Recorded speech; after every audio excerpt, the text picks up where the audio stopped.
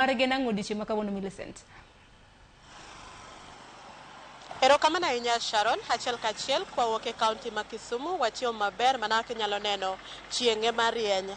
Kotenore kod budget ma bende owinjore isomo odiechieng' ma kawuono, adwa ni akelni achiel kachiel pach jopiny ma Kisumu, mago jogo ma bende nie bunge la wananchi ma Kisumu, jopiny mopogore opogore, johala, mondo gilernwa ni to gin ka ging'iyo budget no, ang'o maduong' ma gigombo winjo kata ma girito winjo, to en sekta mane ma gigombo ni kaber to winjo bed ni itiele e pesa modhuro mo oingo sekta mamoko, to ang'o momiyo gidwaro kamano. Machiegni abro chako kodi king'iyo kamera mondo ichakna gi nyingi. Nyisa ni kaka jaohala ma Kisumu kaendi, king'iyo kirito budget ma kawuono owinjo bed ni somo, ama bende ka walieko ni matin, omenda mo owinjo bed ni tiyo godo ma obedo estimated en around trilion 4. Alafu kwang'iyo counties mwalo kaendi idhi mi omenda maromo bilion 400.1. Koro king'iyo omenda ni endi kaka japiny, nitie sectors mopogore opogore bende opogne omenda ni endi e kidienje mopogore opogore. In sekta mane ma king'iyo to igombo ni ber kimiyo pesa mang'eny tang'o momiyo? Ogani luonga Alfonso Odhiambo, ajo ohala ma Kisumu kaendi. Budget ma kawuono ge mor mara kana eno kaka onego time mokwongo wachako kod ni food sector mar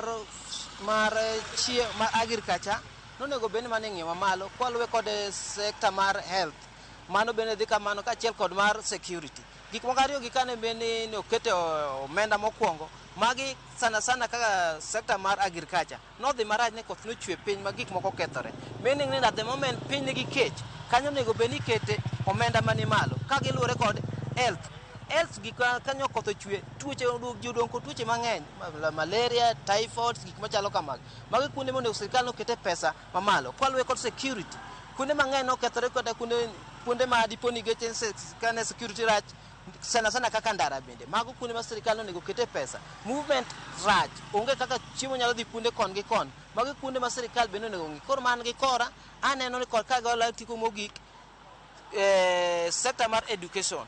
Nyithindo ni oko mapod odhi e sikul, magi kuonde ma sirkal nyaka bende okete pesa mokwongo. Nikech kotimore kamano, aparo ni sirkal ne nyalo dhi kod maber kata ka piny tek, to kuonde ga man gi kora aneno ni mondo okete pesa mamalo. To kapok idhi, bang' budget ni kosesom, nitiere kogno mibiro dwa ni jood bura ogoye, gino midendo ni financial bill. King'iyo ko biro tele mbele kochaka od bura mamalo, ang'o migombo winjo kowuok kuom jood bura manoyiero ewi budget ni endi ko biro tele mbele kacha?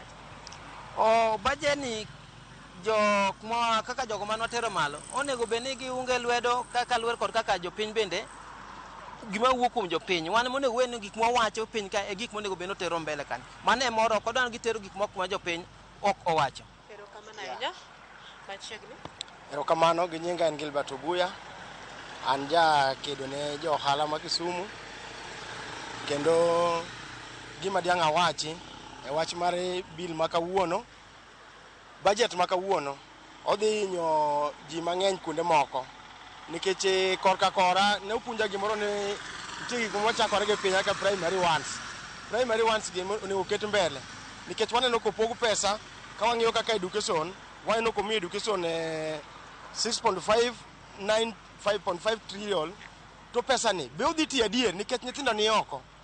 Pesa te ogole maber, to be odhi tiyo adier ma jopiny yieno tiyo e yo makare. Pesa gipoge e yo moro, kidienje ma gipoge, wawinjo kopoge makoro pesa nitie iye kuondego, to be gidhi tiyo gima duong'. Wakwayo ni ka budget ni odhi, obed budget makonyo jopiny, kik obed budget makonyo joma ni malo, obed budget makonyo joma ni piny, nikech jopiny ema ne oro joma ni malo go matiyogo, to jopiny ema onego gidhi giwuonegi.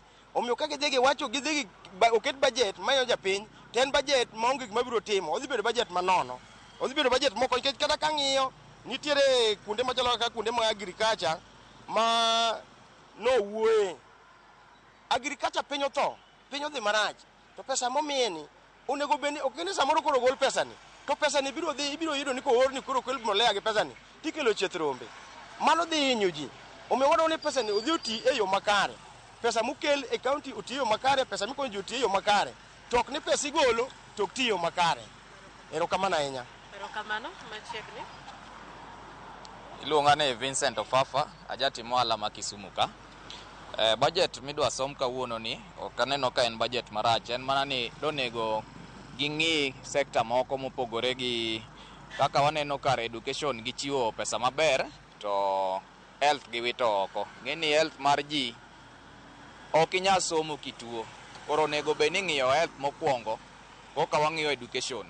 Onge ng'ama nya dhi skul ka winjo marach, koro health kae onego gijiwe pesa 13 billion no tin ka wang'iyo mochiwe health kae, onego gikete malo matin mondo wa balance gigi. Kech ka wang'iyo bende e roads gimiyo pesa mang'eny sana, 199 billion. To thothne gik mitime ndara wa ka wang'eyo pesa igolo maber mar ndara, lakini ndara miloso ok gin quality. Ndara kolos after 1 year yudo ka portals ng'enye, koro budget gimanyo mana kuonde ma ginyalo yute mondo gichiw pesa mang'eny. Koro kaka education development ma itime skunde yudo ka onge, to pesa gol mang'eny. Nyithindo nitie ot iriembo pile, development kanyo okane ka gitimo maber. Onego giwei gigie kar pibe aneno ka gijiwo, but koro ok giketo maber. Counties bed adwaro ni mondo gimed pesa maber. 400 billion king'iyo counties, development ma county ni piny, de wadwaro ni ka ginyakete kata 800 per county nyalo bedo maber, nikech development ichakre gi counties ka dhi ginene county. Koro Ginyinge na ilunga ni Sospita Obungo Wich, and chairman mara Kenya Bunge la Wananchi Caucus. I'm the national chair. Concern mara maduong kaka Bunge la Wananchi en sama sirikal timo pok mare ok gitimo pok e yo mowinjore makare. In terms of prioritization, anna fail ne pesa nonego bed ne koma kuongo dhi ne health.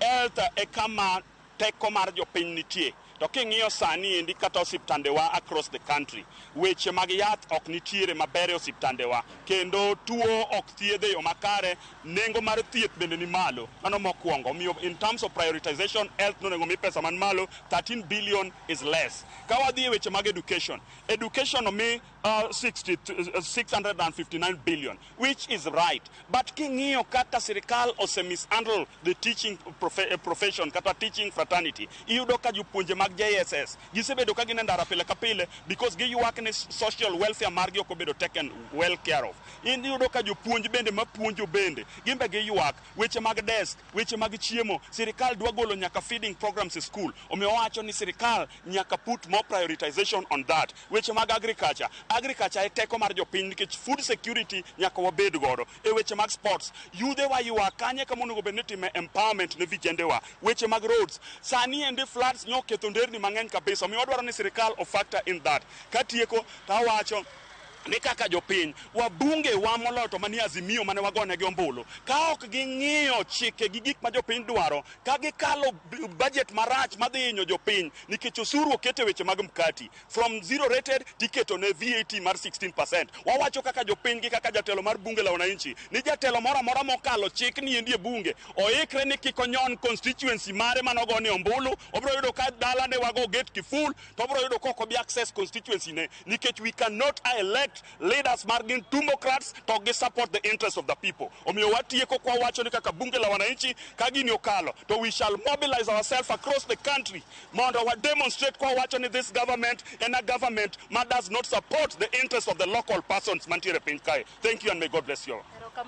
Mana kamano Sharon magoe moko kuom paro mag jopiny mawuok Kisumu kotenore kod budget gigo magigeno winjo sectors magigombo ni omi tielo manyime e pok mag omenda mowinjore okelnegi dongruok mopogore opogore kata bugo sectors go. Ka kamano taduoko ni mondo idhi nyime kod twak ma wan go e budget mar higa 2024-2025. Sharon, an kuom inyalo dhi nyime. Erokamano ahinya Millicent Adhiambo. Wawinjo ka jopiny e kaunti ma Kisumu loso kaluwore kod budget mano mar rekomenda mar higa ni nyaka higa mabiro. Erokamano ahinya. Nyakoro mgajuanga weche mabende jopiny owacho kanyo. Gin mana budget mabende lieke, gin mana budget mabende koro lieko. Koro budget wuon to koro wawinjo na pok mabende ibro bed kichiwo ne sectors mopogore opogore. Budget ni ibro bed kisomo kanyo kod jatend migawo mochung' ne weche mag omenda Njuguna Ndung'u.